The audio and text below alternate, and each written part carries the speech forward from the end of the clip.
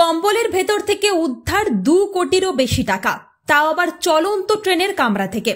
তবে এই টাকা নগদ উদ্ধার হয়েছে এমনটা ভাবলে কিন্তু একটু ভুল করবেন। আসলে কম্বলের ভেতর থেকে উদ্ধার হয়েছে প্রায় 2 কোটি 20 লক্ষ টাকার ব্রাউন সুগার, যা পাচারের উদ্দেশ্যে ট্রেনে করে নিয়ে আসা হচ্ছিল মণিপুর থেকে। কিন্তু কলকাতা পুলিশের স্পেশাল টাস্ক ফোর্স বা এসটিএফ এর নির্দিষ্ট খবরের ভিত্তিতে মালদা স্টেশন থেকে এই ব্রাউন সুগার উদ্ধার করে মালদা টাউন স্টেশনের জিআরপি। সংবাদ মাধ্যমকে এমনটাই জানালেন আইসি জিআরপি প্রশান্ত রায়।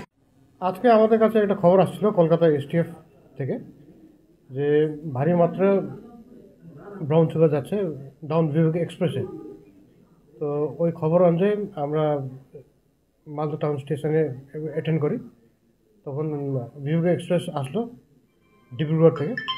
তখন আমরা একটা ছেলেকে ধরলাম, ওর কাছ থেকে 4 কেজি 460 গ্রাম মতো ব্রাউন সুগার পাওয়া গেছে। Value about market value 2.20 crores এরকম। এই আসছিল মণিপুর থেকে আসছিল আর কি, মণিপুর থেকে আসলো আর যাচ্ছিল টুয়ার্ডস কালিয়াচক দিকে যাচ্ছিল, উদ্দেশ্যে যাচ্ছিল।